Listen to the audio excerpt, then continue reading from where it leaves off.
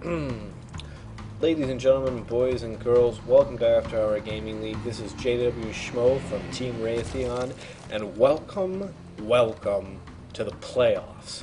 So, ladies and gentlemen, Team Raytheon did indeed make it to the playoffs, along with AMD, who we're facing off against today. So let me introduce Game 1's players. We have in the bottom left-hand corner playing as the Blue Zerg, we have TheGreat for Team Raytheon. And in the bottom right-hand corner, playing for AMD as the Red Protoss, we have IreScath. So, ladies and gentlemen, welcome to the playoffs. Alright, so let's get some units up there. We have, let's see, 9 workers and some scouting going on. I don't know why they have this thing where the probe has to go around. I mean, quite frankly, I would tend to think that, you know, you'd kind of go down here. I mean, this seems more logical than going up here, but, you know, I didn't program the game. I don't know. I mean, here we see the drone go up and over when he could just go zoom, and that seems like a hypotenuse to me. So I don't know why they take the legs, but they take the legs instead of the hypotenuse. So kids, do the trig, figure out if I'm right or wrong. And oh my goodness, we are losing the game because I am clicking at the wrong spot. Alright, so IreScath is going to start this game off. He's going to lay down a forge. This is typical starting gameplay for a Protoss Zerg game. What this allows him to do is take control of 2 mineral lines early on in the game for a relatively low risk. He also is scouting over here, looking for the natural expansion of TheGreat to go down. But just talking about this a little bit more, so what this is going to do is it allows him to put like a photon cannon right around here, and then anything that's going to come right up here is going to get hit by that lovely photon cannon and cause a big boom. You know, it really allows him to put some buildings here, and then it takes a very wide stream of units and turns it into a very short stream. So it's just regular fluid dynamics there for those that are interested in mechanical engineering. If you take a lot of water and try and push it through a very small pipe, it takes a lot of pressure and you don't get as much flow through. Same concept here, only we're talking about Zerglings going that way. Yeah. Alright, so we are going to see a typical wall off here. We're going to see a gateway go down along with this photon cannon, and we do see TheGreat doing a great job here of scouting with that one drone. Is he going to make it? Oh no, he died! Look at that corpse! Oh, look at that. It's so sad. Oh, they buried him. That poor drone is buried in the back of his mineral line. Oh, the humanity. We will have a memorial service for that drone at a later date. The sacrifice that it made will not be forgotten. Alright, moving on. So we do see a queen laying down some creep tumor. This is always good for a Zerg player. You certainly want to have creep going all over. The more of the map you can see, so if you can grab this entire area and know exactly what's coming on, well, then you know if he's going to attack from up here, if he's going to attack from down here, if he's going to send some air down the bottom. Obviously, for this part, you're going to really need to know using overlords to see, but either way, it's always good to know by spreading creep. Alright, so we do see a third base going down for TheGreat. Why is that happening right now? Well, that is a simple extrapolation of the facts. The fact is IreScath is going for some 2-base play. He is expanding early on in the game. We're at the 6-minute mark and he's already got 2 bases down and giving him minerals. That means that TheGreat as a Zerg player, because they build more units and faster, but they are cheaper, and less dangerous, as it were, than, say, like a Colossus, really needs to be ahead of the game in economy. So that means that TheGreat is going to be constantly doing, expanding his bases, expanding his economy, trying to be one step ahead of any Protoss player that he might encounter in his matchups. Alright, so we do see these Nexuses pumping out, Nexi? Nexi. Ooh, and another Zergling! Oh, there's like, it's like a graveyard. We do see these next side just pumping out probes. And the idea here is really to get full saturation on these mineral lines, and we do see the mothership core, which is a very popular unit for Protoss play against any race, coming out. This is going to allow IreScath to lay down some defensive overcharge, which makes any base very hard to scale, as well as a mass recall and time warp. Now, mass recall is going to allow him to attack. He's going to be able to poke in here, and then if he needs to, bring all of his units back to one of his bases. And then obviously time warp is going to allow him to significantly reduce the speed of any oncoming onslaught of, say, Zerglings or Roaches or Hydralisks. Well, Hydralisks are already naturally slow, so it wouldn't be too much. Alright, so we do see some good scouting here by TheGreat, but I do think that is going to be hampered here a little bit by these sentries poking at his Overlord.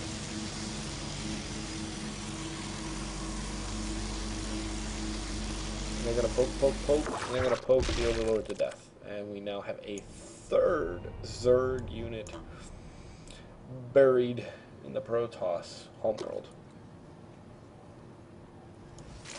Alright, so we do see some Zerglings. We do see, I should note, we do see an Immortal down here for IreScath. This is significant. Why? Well, it tells us that IreScath is probably going for some Immortal Sentry play. This is a typical opening for mid-game play for Protoss. What this allows him to do is any roaches he might encounter are going to be heavily affected by the Immortal. And any Zerglings he encounters with well-placed force fields, the sentries are going to take those down. And he's very smart. He's also grabbing his Warp Prism. That's going to allow him to pick up any unit that might be in danger, might be about to end its life through Zerglings, and put them back down, as well as create a place to warp in more units. And you can obviously see me being somewhat snarky about this engagement. We do see some very good force field play right there, very good use. I believe that TheGreat was really just trying to bring down the energy content of these sentries. He somewhat was able to do that. One thing to note that this Phoenix is a what is that Phoenix? That Phoenix is an imaginary Phoenix, a hallucination.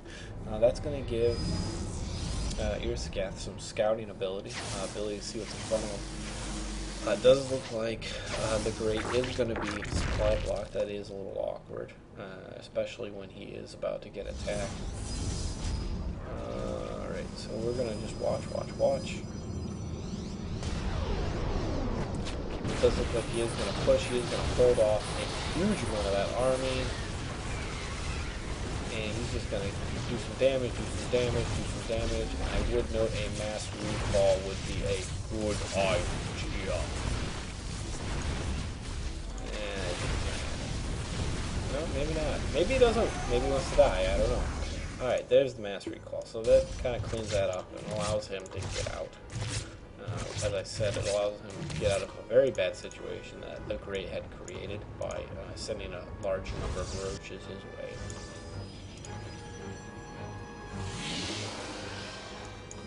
And we are going to see a little bit of some trolling going on here by IreScath.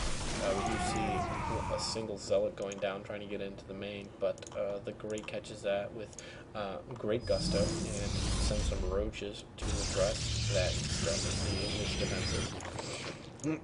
We do see some more creep going down by TheGreat's queens, so they're just kind of plopping that right down there. And this will be good because he can take that and kind of go across and go whoop. Alright, now I see you. Alright, so we do see some wandering. We do see some wandering here from this warp prism. Looks like it's going to take a long route around, and not really. It's not really invisible. I think the worst thing you could possibly have done is made a warp prism cloakable. Might make it semi-fair against the new Medivacs. Wink, wink. I mean, I don't know what I'm talking about. Anyway. This warp prism is going to just go plop itself down over here, and some bad timing here by TheGreat. Happens to be creating a base right up here. Probably IreScath having some experience being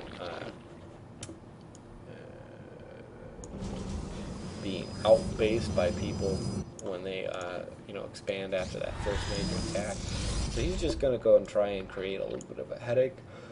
I don't think TheGreat is going to be too affected by this, simply because he's kind of seen it from a mile away, which is indeed true. He is going to be sending out all of his roaches. They're going to look up here. They are going to see a lot of zealots going down, and as such, just poke away at them. Again, this is good. This Warp Prism is able to pick up 3 of the zealots, so only about 300, maybe 400 minerals lost there to IreScath, so not the end of the world. We do see him turtling pretty effectively and throwing down a Colossus. This is good. He's got another Colossus. We do see 2 Robos here. These 2 Robo facilities are a good strategy against a Zerg player when you're playing as Protoss. Why? Well, quite frankly, it's simply because you can pump out more Colossus in a short amount of time. Being able to have, say, 4 or 5 Colossus in your army, or 2 sitting in the back waiting to join them, is always a good thing when you're facing a huge ground army.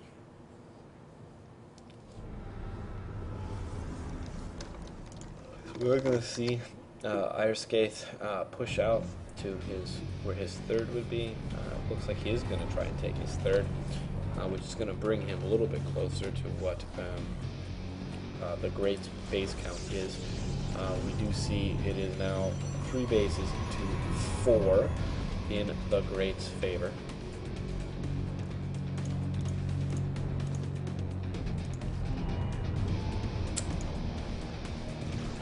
Do see some 1/1 stalkers moving out. Looks like they're just gonna walk right on in. So there's some interesting things going on here, right? First off, we did see an engagement right up here. That was I'm just gonna bring this back just a wee little bit. Maybe not that much. Maybe I am gonna bring it back that much.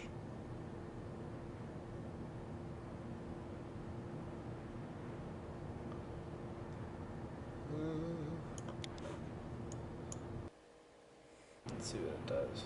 Alright, I'm just going to hit play. Because there was something significant that happened right there, and I was not able to show it to you because I was talking. Alright, so first off, you're going to see this cannon go down. And that's going to allow IreScath to get out. It's always good to have a door.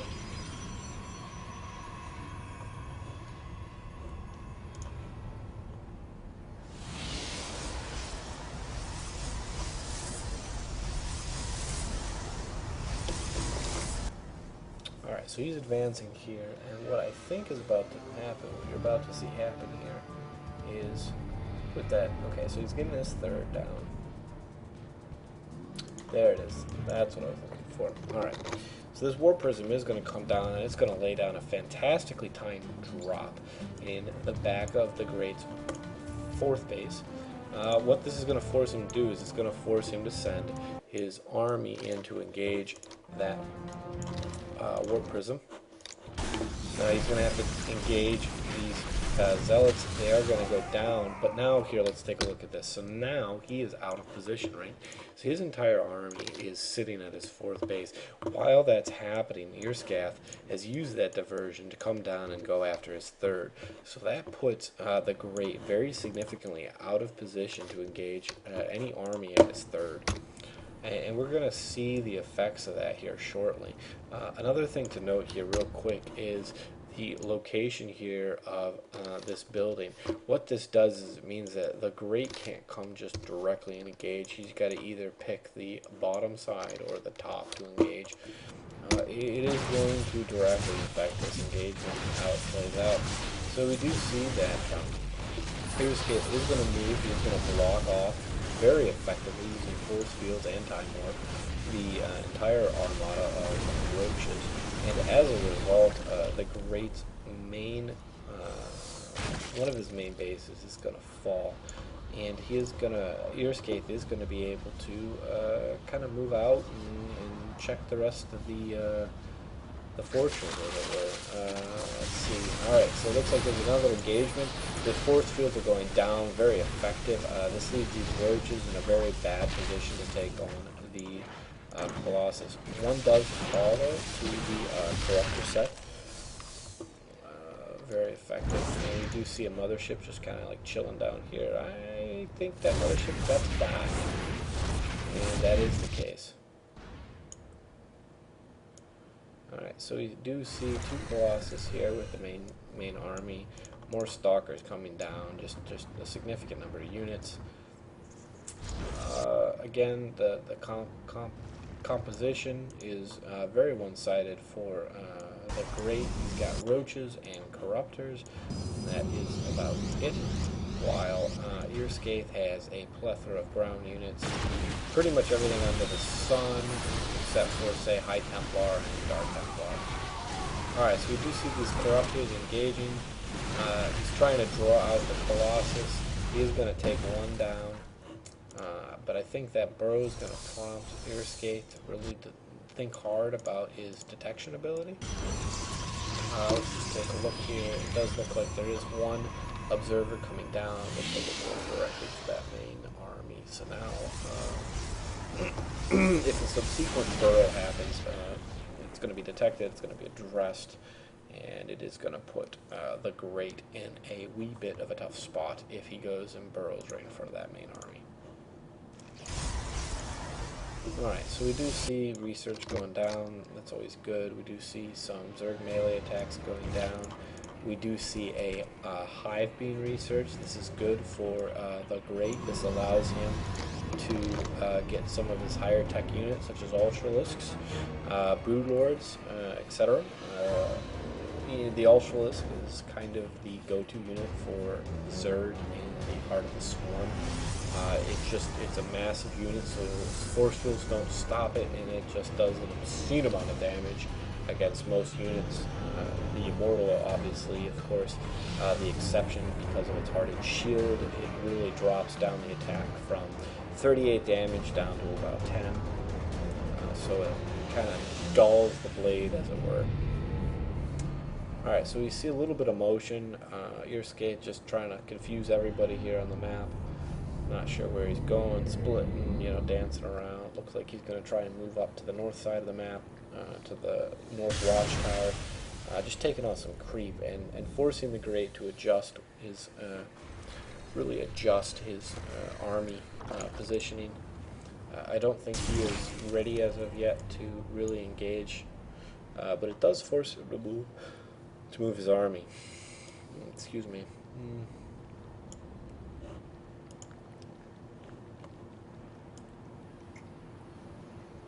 Alright, so we do see a new unit on the field for IreScath. We do see some Void Rays. They're going to be a very good counter to any type of a late game play by the Great. Very good counter against Ultralisks, actually. Alright, so we do see IreScath moving up. The Great knows this. The creep is kind of explaining that to him. But he's just going to get pummeled here by this army. Oh my goodness. I mean, roaches are just falling. The corruptors really are just not effectively engaging these Colossus. And a base is going to fall, and a huge amount of army, huge number of units are going to fall. I mean, let's look at this. It's now greater than 2 to 1 with a large number of workers killed. More roaches are going to fall. Oh, I mean, it's painful. I mean, this is a definitely a Zerg graveyard here at the moment. So 2 bases are going to fall here. I think these drones are going to, well, they're going to duck and run. I don't even think they're going to run. They're just going to kind of duck. Alright, so right now would be a great time for, say, some Ultras to show up, because otherwise they've got a major problem on their hands. And look, oh, some Ultras. Alright, so we do see a couple Ultras that fail. It didn't look good, but now critical mass has been reached, and just with the number of Ultras engaging, the Colossus not really able to do the damage that needs to be done. These corruptors up here really should have been engaging a little bit more, a little bit sooner. could have saved a couple of ultras there, but I guess not. And that one immortal is going to be the player of the game there by surviving 4 ultralisk attacks in order to take out one of them. So the sacrifice will be noted, and he will get a plaque on a wall in some Protoss den. Alright, so now we see some calm here before the storm. It does look like TheGreat is using that calm here to expand his economy. Again, he needs to really just stay ahead. He needs to keep a couple bases ahead. He's been pretty much hammered here from that last attack. Really hasn't really bitten back against the Protoss player. And as a result, IreScath is going to be able to get his 4th base now. This puts him at a bit of an advantage, I make the guess, because he's not pitch and hold. You know, right around now, this is when the Protoss player starts to run out of money. Really has a problem with, you know, keeping the momentum. But if he's able to get his economy going again, it's going to put TheGreat in a bad position.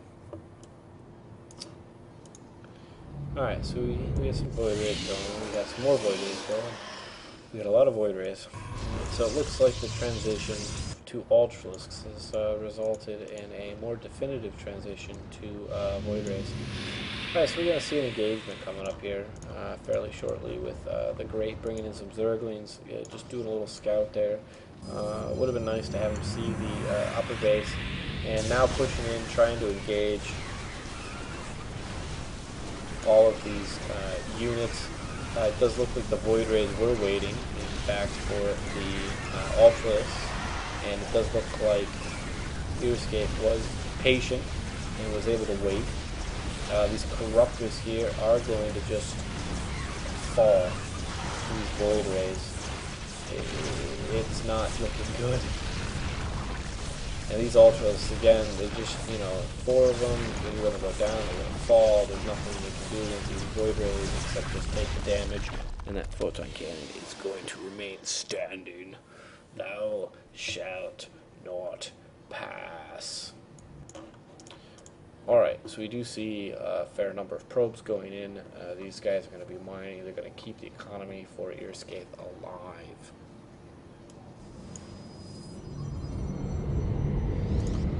And we do see some Archons going down. Not even waiting, not even trying to get Storm. Hasn't even got a research, so going right to the Archon play. Would probably make sense to get just some research here, but you know, I guess to each his own. The research probably could be kept up with, but for IreScath, I think the problem there simply is money. Doesn't have it right now, doesn't have the funds to really go and do that research.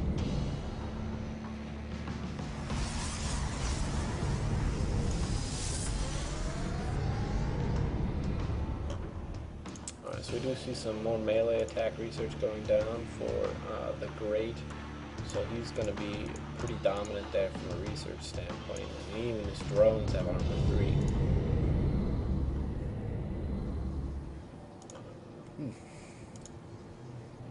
Excuse me.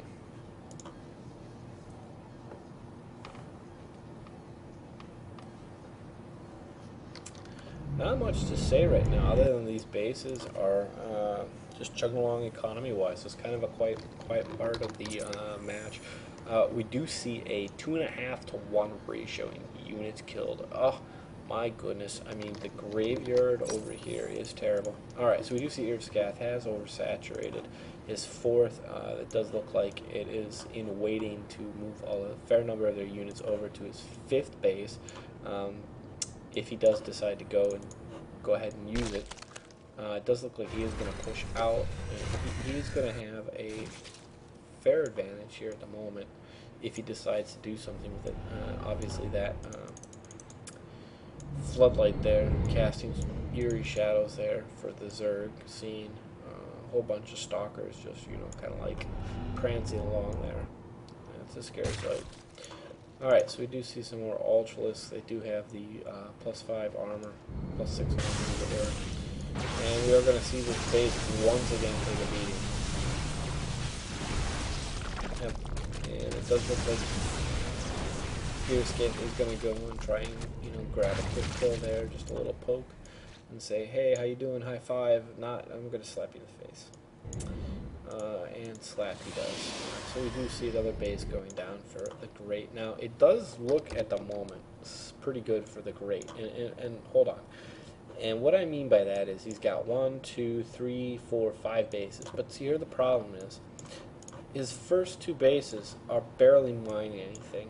1 base is still kind of growing, and then he's only maybe half saturated in 1 base and fully saturated the other. On the other hand, IreScath is, you know, pretty much 1 for 1 for him. He's oversaturated in 1 base. You've got another base at half saturation, and he's building. So even though it's 5 bases to really like 5 bases, they're about even right now on their economy, even though it might not exactly show that way. Even though it does show the Great with a slight lead from a base count standpoint, they're about even. And, you know, as a Zerg player, you never want to be even in economy with a Protoss player. I mean, that's probably one of the scariest things you could possibly have happen. Because that means they can go toe-to-toe to you with economy, which means that they can get as many units as you do, which means you have a problem. Those units are going to be a little bit tougher, a little bit more grittier. They can take a shotgun hit to the head, and you know, Zergling really can't take that kind of hit. Alright, so again, this hatchery is just going to like poke in here and cease to exist a little bit. It does look like first we're going to have a slight engagement here. These Void Rays are going to very effectively push back the entire army for the Great. Now, why does that happen? Why is that a tactically sound retreat? Well, these Void Rays right now are running with their prismatic alignment. So basically what that means is that someone shoves the prism, or whatever it is, crystal, into the correct spot, and all of a sudden the beam gets like twice as big and does a lot more damage. As a result, the Great needs to move himself back so that he doesn't take all that extra damage. And you see the timing here by the Great is very effective. He's trying to catch IreScath while his prismatic alignment is out of phase. And that's going to give him a slight advantage here. Slight advantage taking on these Void Rays. He does back off. There's just too many of them. The Ultralisk is just unable to push through. And he is really leaving these 2 bases up in the upper right-hand corner. Just, I mean, they're just scot-free right now with nothing to worry about. I don't even think they're scouted at this point. Yeah, no. So he doesn't see that right now. He just sees 3 base. He thinks, all right, I can wait him out. But that really isn't the case right at the moment.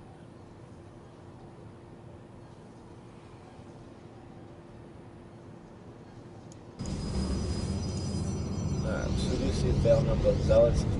Zealots not exactly the most effective against Ultralisks, but what they do is they are kind of meat fodder for the thing.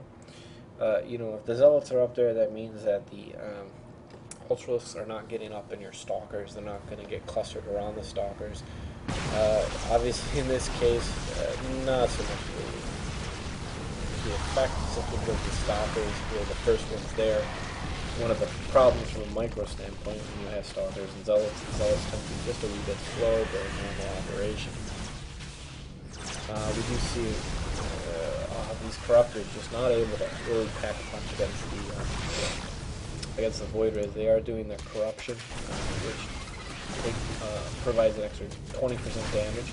I'm not 100% sure if that stacks in there. I don't think it matter at this point, simply because these Void Rays are just so effective. Yeah, we got 16 Void Rays to 17 Corruptors, and I would argue you probably need double the amount of Corruptors and really engage this. The correct answer, I think, is Hydralisks. Granted, I'm not Zerg, so you'd want to ask someone there with that background, but I think really with this type of unit composition, you really need those Hydralisks to kind of assist with the Ultralisks. Alright, we do see some Zerglings going out. Let's just poke up here and watch what happens. Looks like the Great is finally caught on to the added bases and is going to address that problem as it currently stands. looks like he is going to just go ahead and engage this base with ball. And it looks like IreScath just a little caught off guard, doesn't know exactly what he wants to do here with this. He knows he wants to do something, but just not making a decision. Really, I think caught a little bit off guard. Looks like a little bit ineffective there with his use of his units. That is TheGreat trying to get into the mineral line. It doesn't seem to be able to do it. And instead, TheGreat's trying to bring him in to the front door. He's knocking, and no one is answering except some zealot blaze. Alright, so he's just right now really these Zerglers are trying to do some economic damage. I mean, that's really what this comes down to. And I mean, they're semi-succeeding. I mean, right now it's bringing IreScath down to just one base. That's really mining. And it does give TheGreat some time to really gather his thoughts here. Regardless, you know, these Void Rays, very deadly, very effective. And, you know, these probes right here, you know, did some damage, but, you know, in the end, they're going to come right back out and start mining, so I'm not sure how much damage that's actually dealt. You know, on the same note, we've got TheGreat, who, even though he's got his 5 bases, only 2 of them really are saturated at this point. And one of them is almost done. So what that leaves him with is all of his effort. He still really only has 2-ish bases, 2-3 bases mining. Maybe not even that. Maybe, yeah, 2 bases once you tally it all up against what is now effectively 2 bases for IreScath. So again, never good to be evenly matched economically with a Protoss player. It buildeth not well it. So again, just attempting this corruptor attack, I just really not effective against these Void Rays. I mean, the micro is fantastic. I mean, he's single. I mean, here. I mean, when we look at these Void Rays, right? I mean, this Void Ray, a significant number of them, right, has, you know, the, where is it? Do they not have it? Yes, the corruption cast on them. But even with that, they're really just not, these corruptors are just really not doing the damage they need to be doing in order to take out this army of Void Rays. These Void Rays are just absolutely dominating. I mean, the Void Ray, you know, I'm a Protoss player. I won't lie. I think the Void Ray ought to stay as it is. I don't think they should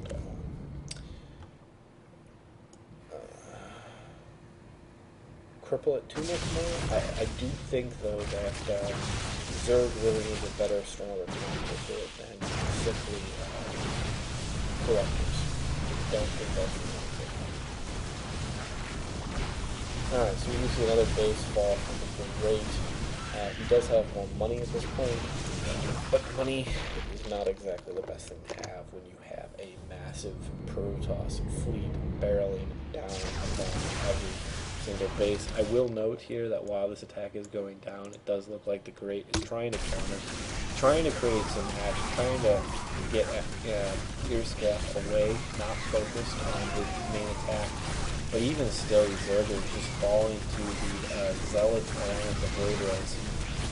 Just able to clean up.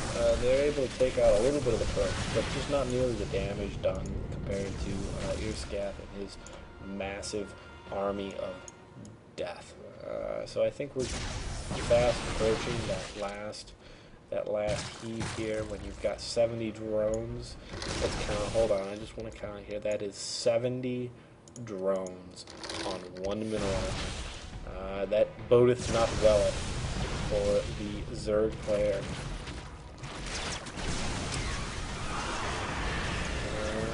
Not well at all. So we do see some good push here by the Ultralists. They are going to get fairly far into the line, the young line. But again, just not able to counter the Void Ray. I mean, the Void Ray really just is absolutely dominating this match. matchup right now. And I think as a result, you are going to see a GG coming in here out of TheGreat very shortly. He doesn't really have much left to throw at it. And there is the GG, ladies and gentlemen. So Team Raytheon is going to fall here 0-1 against AMD. And we do see a little bit more dancing here by the Stalkers. So ladies and gentlemen, thank you for watching. This is JW Schmo from Team Raytheon, and stay tuned for the matchup between SQ Neo and BBZ in game number 2.